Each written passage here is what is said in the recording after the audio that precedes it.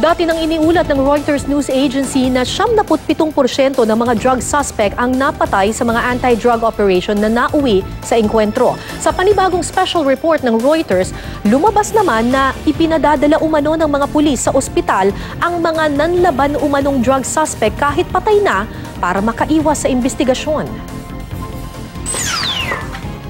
Nauwi sa engkwentro ang buy-bust operation sa bahay na ito sa Barangay Old Balara, Quezon City, Setyembre noong isang taon. Ang 7 suspect dead on arrival sa East Avenue Medical Center sa Quezon City. Pero ang ipinagtataka raw ng dating punong barangay ng Old Balara, bakit dinala pa sa ospital ang mga suspect gayong sila'y patay na?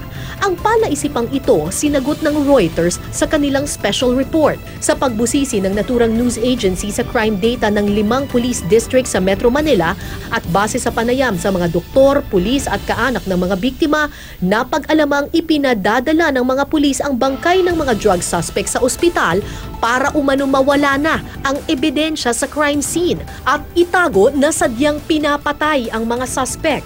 Sa Quezon City Police District at Manila Police District pa lang, sa 301 napatay sa drug operations ng pulisya na dinala sa ospital, 2 lang ang nakaligtas. Ang iba, dead on arrival. Lumabas din sa datos na parami ng parami ang mga drug suspect na idinedeklarang dead on arrival sa mga ospital sa 2 police district.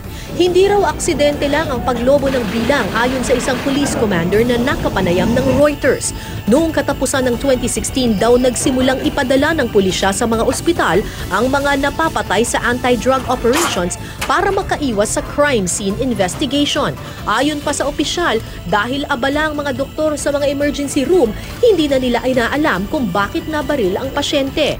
Tanging ang nilalagay lang sa record, dead on arrival. Pero 5 doktor na nakapanayam ng Reuters ang nababahala raw na parami ng parami ang mga drug suspect na napapatay sa mga operasyon ng pulisya.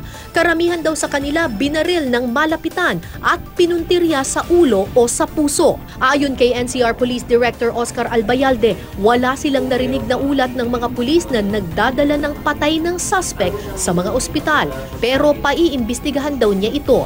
Tumanggi namang magbigay ng pahayagang Malacanang sa ulat ng Reuters.